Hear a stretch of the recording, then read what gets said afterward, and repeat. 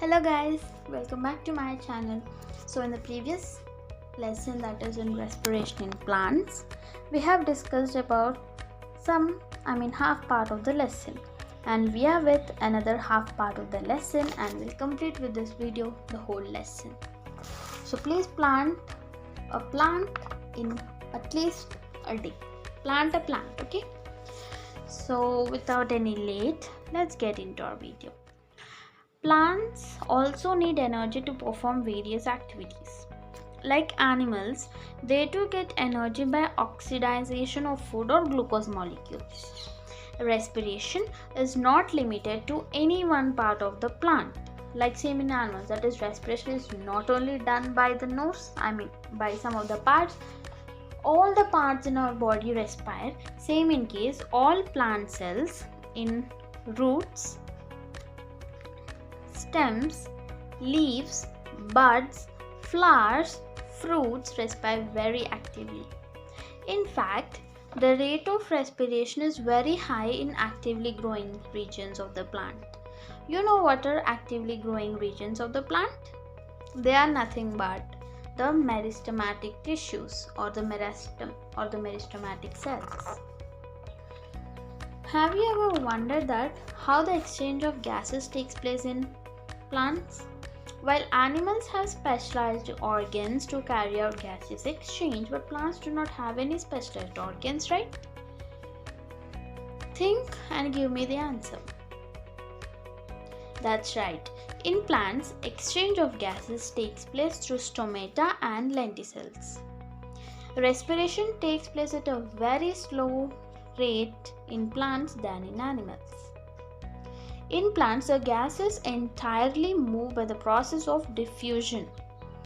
Because they don't have many cells like in our, we have separate functions, we have different cells, but in animals they don't. In leaves, there are many pores called stomata that provide greater surface area for gaseous change. Because there are huge millions of stomata are present, by opening of these stomata, entirely the gas goes out. Now, there are different parts through which plant respire, as we have just saw, like roots, stem, leaves, buds, germinating seeds and fruits. We'll discuss some of the respiratory parts of a plant. So the first respiratory part of a plant is leaf. Leaves and young stems have pores on them. They can't be seen by our naked eye. These pores are called stomata. The exchange of gases takes place through these stomata only. There are more stomata on the lower surface of the leaf than in the upper surface of the leaf. Oxygen and water vapor or water leave the plant through the stomata, while carbon dioxide enters through them. Each stomata has two bean-shaped cells called guard cells. The inner wall of the guard cell is thicker than the outer wall. We have studied about this in our photosynthesis lesson, but we need to revise to know about how the respiration takes place through leaves. When the guard cells are full of water, they swell and bulge by opening the stomata, so that the gases waiting outside enter the leaf and the gases waiting inside and enter the outer atmosphere.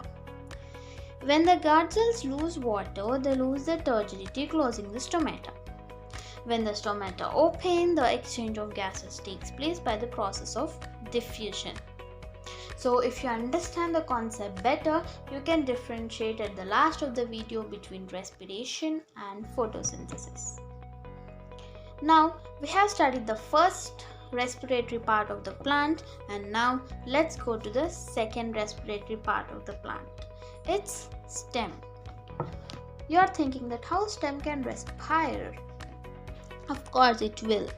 In certain trees, the old and hard woody stems are covered by bark, and which is an dam like structure where the outer atmosphere one could not enter and the inner atmosphere one could not enter outside. So there are very tiny openings called lenticels. These enable the oxygen to reach the intercellular spaces of the interior tissue and carbon dioxide to be released into the atmosphere. These lenticels may look like this, like these white spots, of a tree, on the bark of a tree. Lenticels are also present on many fruits, quite noticeable on apples and pears. These are on fruits. In vegetables, you can also find on potatoes and in some garlic like onions and garlic. In these sources you can find the lenticels. The lenticels are visible slightly more raised on the germinal surface of the stem. They'll be somewhat like dots. At the base of the lenticels, they are loosely arranged cells that allow the diffused gas to pass through them. We have discussed about 2 respiratory parts of a plant, and next we are going to discuss about the third and the final respiratory part of a plant, its root. A respiration also takes place through the roots of a plant. Air is present in the spaces between the soil particles. The oxygen in this air is absorbed by root hairs present on the roots. You know what are root hairs? From root hairs, it is just sent to all the parts of the roots. Carbon dioxide, which is released during respiration, is diffused out through the root hairs. Plants that grow in salty water have specialized roots called nematophores. That are the roots growing out of the surface of the water. They'll grow not below the surface of the water, they'll grow above the surface of the water. The nematophores have many pores on their surface. Plants respire with the help of these nematophores. You can find these nematophores in mangrove forests. Have you ever thought that why some of the forests are called as mangrove forests? Because of these nematophore roots present in them. Hey friends, I just wanted to share you one thing. Forests are called the lungs of the earth. Okay? What is that? Forests are called the lungs of the earth. Have you got it? Yes, forests are called the lungs of the earth. If you have any reasons, let me know. Okay? And now, up to here, the respiratory parts of the plants are completed. If I ask you about the respiratory plants or respiratory parts of humans, you will tell lungs, nose, bronchioles, diaphragm and all etc. But I don't want that. And now we are going to discuss about the difference between respiration and photosynthesis. In animals, there is only one kind of exchange of gases. Oxygen is taken in and carbon dioxide is given out. But it is not so in plants. It does not happen in plants. The exchange of oxygen and carbon dioxide in plant takes place by 2 processes, that is photosynthesis and respiration. These 2 are related. Let's see how does these 2 are related. Both photosynthesis and cellular respiration are biochemical processes. I have said in my previous video that respiration is a biochemical process which includes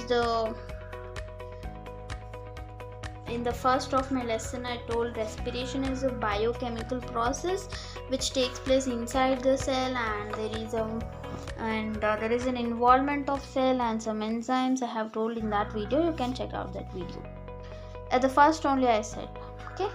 The process of photosynthesis takes place during the day, as you know. During photosynthesis, carbon dioxide is taken in and oxygen is given out. Also, glucose is formed. A part of this oxygen given out by the process of photosynthesis is used by the plants for respiration, as it is giving out some oxygen, and that oxygen is also used by plants for respiration. In photosynthesis, no energy in the form of ATP is produced. On the other case, respiration takes place by both during the day and at night. During respiration, oxygen is used by cells and carbon dioxide is given out.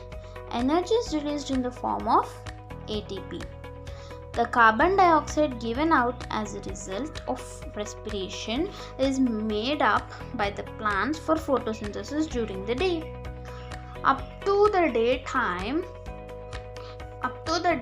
the process of respiration gives out the carbon dioxide, and at the night time the carbon dioxide is given out, and in the photosynthesis at the daytime that carbon dioxide is utilized by the same plant.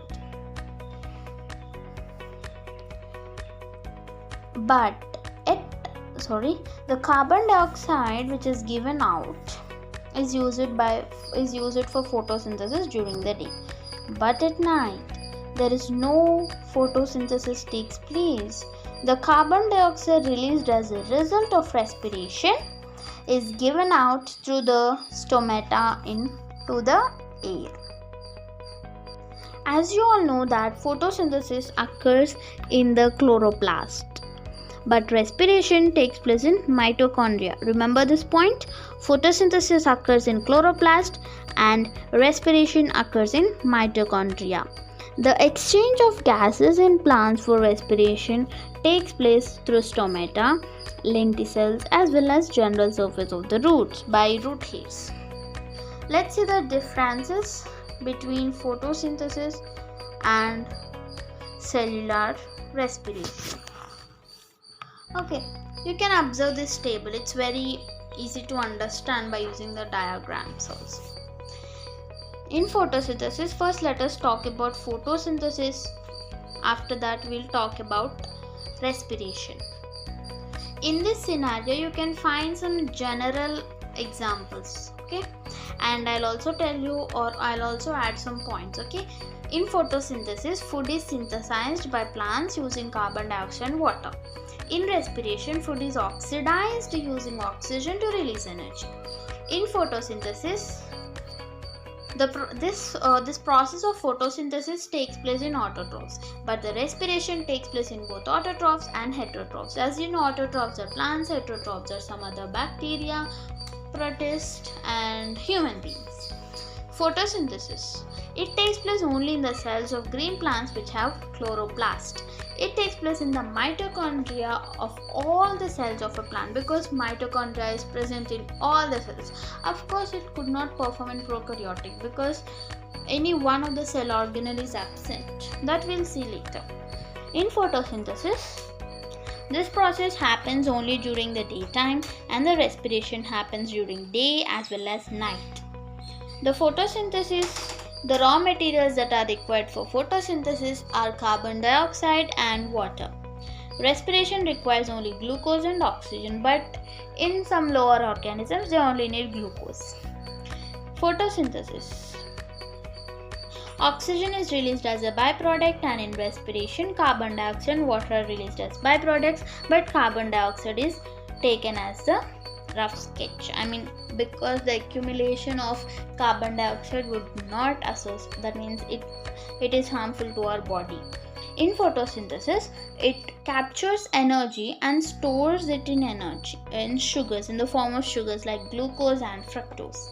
In respiration, the energy is also stored in, the energy is released which is stored in the sugars. This point is very important, okay? In photosynthesis, it captures energy and stores it in sugars.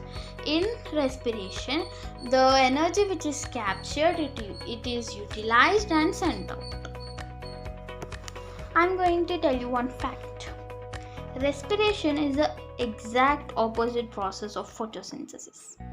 Photosynthesis takes place only during the daytime in the presence of light, while respiration takes place throughout the day. During photosynthesis, food is prepared using carbon dioxide, water, and sunlight. Oxygen gas is released during the process of respiration or photosynthesis. I hope you are alert. In respiration, food is broken down using oxygen. Carbon dioxide, water, and energy are released during the process of respiration. The end products of photosynthesis are needed for respiration. Glucose and oxygen are the end products of photosynthesis. The end products of respiration are needed for photosynthesis. Carbon dioxide and water are the end products of respiration. And now we are at the edge of the lesson, and the last theme of the lesson is the differences between respiration in plants and in animals. Respiration in animals versus respiration in plants. Animals take in oxygen through lungs. Plants take in oxygen through stomata, lenticels, and the general surfaces of the root, such as root hairs. In animals, the carbon dioxide is released as a byproduct in the process and it is not taken back. In plants, carbon dioxide is released as a byproduct in the process and is reabsorbed for photosynthesis. In animals, the food and oxygen used for respiration are taken from outside. In plants, the glucose and oxygen used for respiration are produced by the plants. That is why they got the name as autotrophs, right? In animals, the rate of respiration is very fast, but in plants, the rate of respiration is very slow. How can we say that? Because the gases which are going to be exchanged depend upon the stomatal opening and also they move in a slow way, as they do not have special organs and they go out by the process of diffusion. With this, the differences between animals and plants, we have ended our lesson successfully. So I hope you all like this video. If you like our hard work behind this video, give us a thumbs up and do subscribe to our channel. Thank you.